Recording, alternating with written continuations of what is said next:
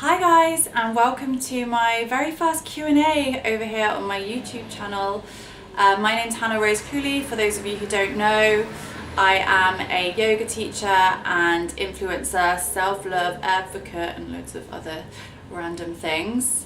So yeah, this is my first Q&A that I am doing, and it's going to be all about yoga. You sent me in loads of questions over on my Instagram, Hannah Rose Cooley, and I'm going to answer them. I was going to do just one video, but then I got quite a lot of questions about yoga teacher training and becoming a yoga teacher, so I'll do a second one.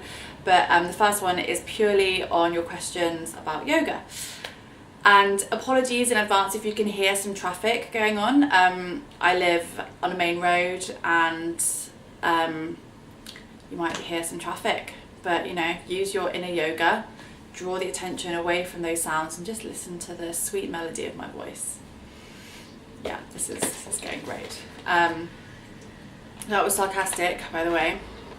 So my first question, which was actually from quite a few of you guys, is how do I stay motivated with my self-practice?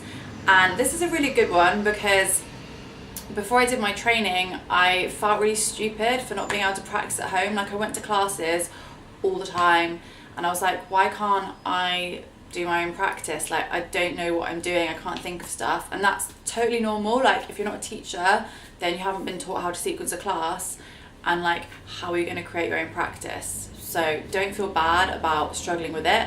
My recommendation is, just with any habit or anything that you want to do, you have to make time for it.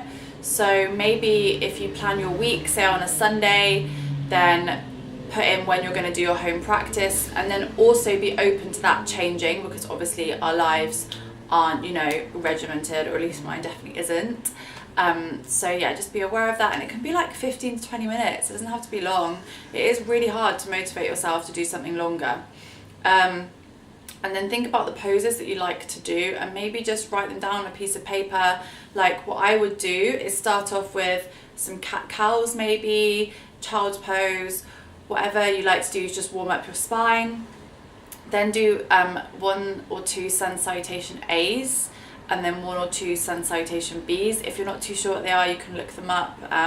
They'll be everywhere. And then maybe just some postures that you like to do, and then just some simple stretches, and then you're done. But just don't feel bad about writing it down.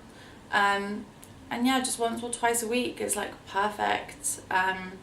Maybe put some good music on that you like to listen to, whatever it might be. And remember, like, there's nothing wrong with not doing self-practice. Like, you could do a YouTube video. I've got quite a few if you wanted to. Okay, next up is, can yoga help with lower back pain and lordosis? If you don't know what lordosis is, it's where your lower spine curves forwards. So like I'm doing, or trying to do, like your belly would stick out more, and it can cause quite a lot of back pain. Of course, yoga can help with those things. I would recommend that if you have really bad back pain, you need to go see a physio or your doctor or a chiropractor, and just get some exercises that they've given you. Because when you go to a yoga class, obviously your teacher can help you a little bit, but if they're dealing with like 20-30 people in a room, they're not going to be able to give you that care and attention. And also, most yoga teachers aren't, you know, trained to deal with injuries. You know, we know how to deal with them to a certain extent, but we're not a physiotherapist. Lordosis and lower back pain, you know, could be to do with your core strength. So obviously yoga's going to help with that, because it's very core centric, you know, tucking that tailbone down, so not sticking your bum out, doing the opposite. So, you know, when those girls on Instagram stick their bums out, take a picture, no offense if you do that, it's cool, but that's what you want to avoid when you've got lordosis or lower back pain, okay? Because that's just going to exacerbate, you know what I'm trying to say here, that word, your lower spine pain. And also it could be to do with the hip flexors. Like, if you sit down at work all day, your hip flexors might be really tight. It's very normal. And yeah, you could loosen them up doing yoga, and it might help. I don't know. But if it's really bad, do go see someone and see what they say, because they might say like no yoga, for example. Moving on, more spine stuff. someone said that if they have kyphosis, can I become more advanced in yoga? And I think this person felt like, because, so kyphosis is where the upper part of the spine rounds, kind of like, if you think about hunchback, I'm not sure, but not that extreme, but that's the kind of thing that you're going for. Of course, because you stretch the chest so much in yoga, like it's definitely going to help. The idea of advanced, I can see what you mean, because you feel like there are certain poses that maybe you can't do, like back bends are probably a big struggle if you have kyphosis. But you know, I'm a yoga teacher, I'm not very good at back bends because I get a lot of like discomfort in my spine. My spine doesn't have a lot of flexibility in it. Doesn't mean I'm not advanced. You know, there are other things that you can do in yoga that don't involve being able to bend your back. And also yoga's not really about the poses, it's about the stuff that goes on in here, just saying. So I think just get out of your head that you need to be doing certain poses, like all the ones that you see on Instagram by all the advanced yogis, because that's what's going to grab your attention, but that's not really the yoga. Okay, the yoga is, you know, how you feel when you leave your class. And you know, to be honest, to be able to do a handstand or being able to do dancer's pose or like wheel with one leg in the air isn't going to make your life any different, and any yoga teacher will tell you exactly the same. Next one was best way to hold downward facing dog if you can't bring your heels towards the mat. My heels don't touch the mat when I'm in down dog. My hamstrings don't have that flexibility. So the best way to hold a down dog is to just hold it with your heels not on the mat. Again, you probably see loads of people with their heels all the way down on the mat, and that's cool for them, but maybe it just doesn't work for your body type. So yeah, just keep a slight bend in those knees and just don't worry about bringing those heels down. The importance in down dog is keeping your spine straight, trying to bring those shoulders forward slightly away from the ears. So heels, don't even worry about it.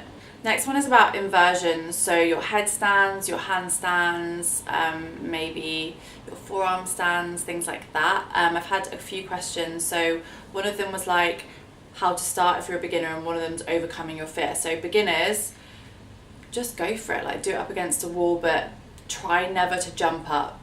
With handstand, I do jump up into it. Some people would argue not to do that.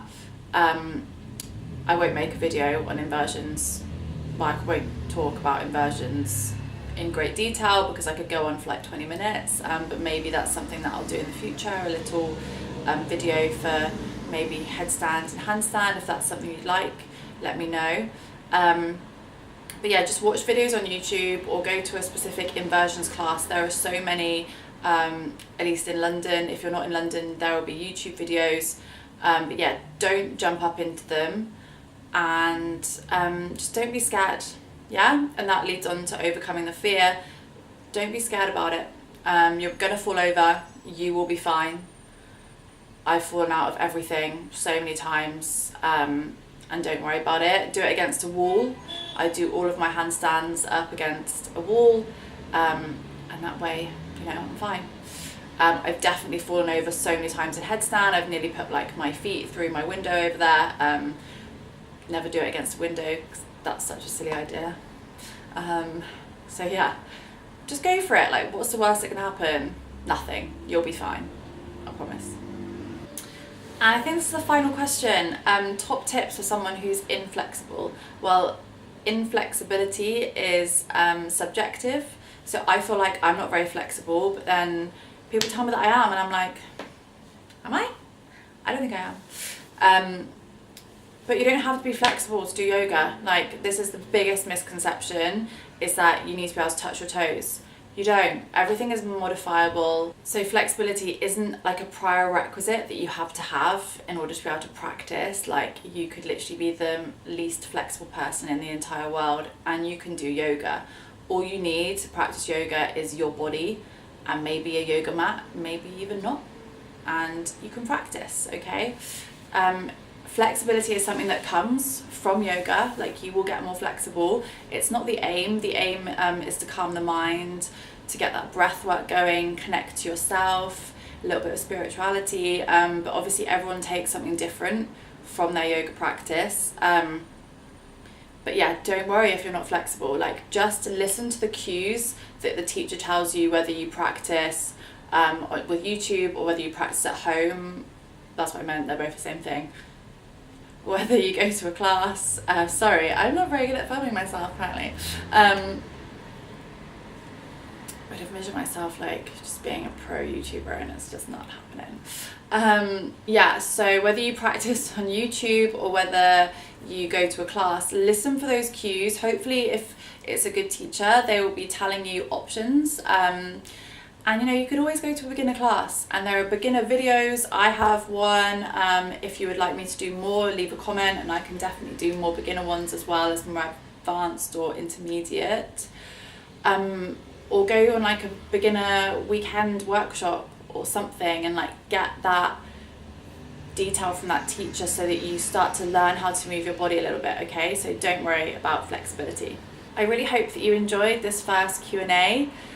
If you liked it, then I can definitely do more. If there are any more questions that this has made you think of, then please do leave a comment, or you can direct message me on my Instagram. I'll leave all the details in the section below about how you can contact me, and yeah, watch out for my next Q&A purely about yoga teacher training and becoming a teacher, which will be, oh, I just hit myself in the face, which will be out next week.